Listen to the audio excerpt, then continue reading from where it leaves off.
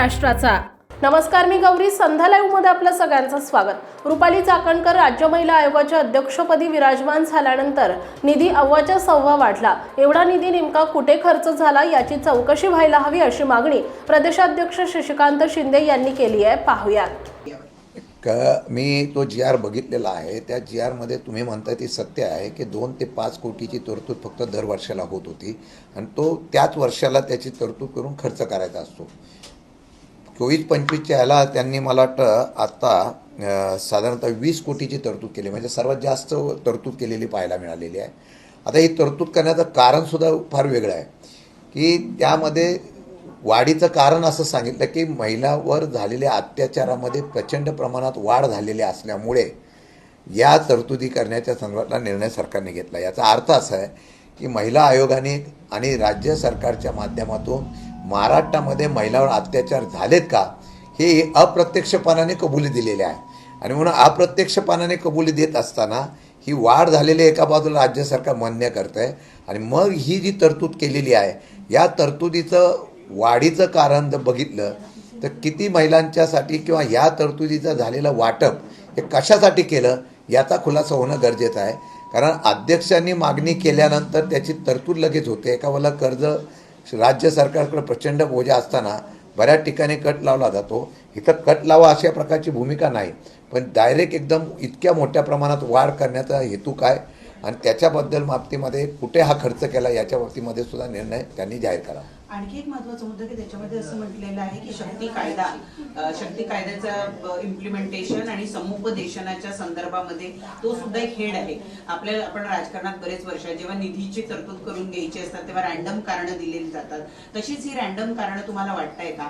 आणि शक्ती कायदा जो कायदा आताशी पास झालेला आहे आणि त्याच्या संदर्भातली तरतूद मात्र 24-25लाच केलेली आहे। मला वाटतं की शक्ती कायद्याच्या बाबतीमध्ये परवाच्या दिवशी विधिमंडळामध्ये विधान परिषदेमध्ये स्वतः मुख्यमंत्र्यांनी खुलासा केलेला आहे की आपला शक्ती कायदा जो होता तो कायद्यापेक्षा केंद्राने या कायद्यात सुधारणा केली आणि केंद्राचा कायदा याच्यापेक्षा स्ट्रॉंग आहे।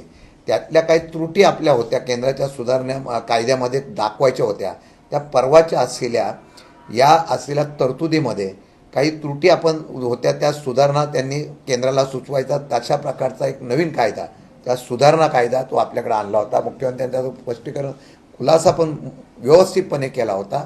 त्यात त्यांनी जे खुलासे केले तो केंद्राचा शक्ती कायदा हा आपला झाला, पण तो मंजूर होण्याच्या ऐवजी केंद्रातलाच कायदा अंमलबजावणीसाठी आणावा अशा प्रकारचा निर्णय झालेला आहे। मग तशा असलेल्या कायद्याची अंमलबजावणीसाठी जर अशी तरतूद झाली असेल, ज्याचा कायदा काल इथं झाला त्याच्या संदर्भातली जर त्या ठिकाणी तरतूद दाखवली असेल तर मला वाटतं की ते खरं म्हणतात तर त्याचा कुठे खर्च झाला याचा आता खुलासा त्या असलेल्या महिला आयोगाने करायला पाहिजे।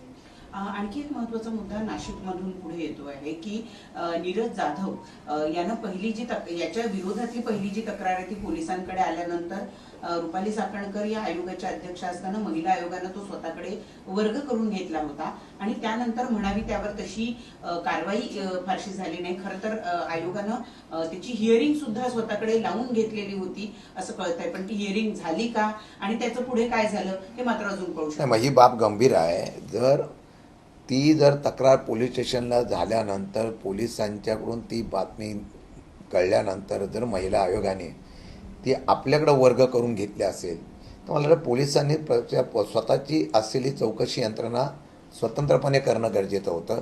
जर त्यांनी केलं नसेल तर हा त्यांचा निष्पक्षपातीपणा हलगर्जीपणा आहे।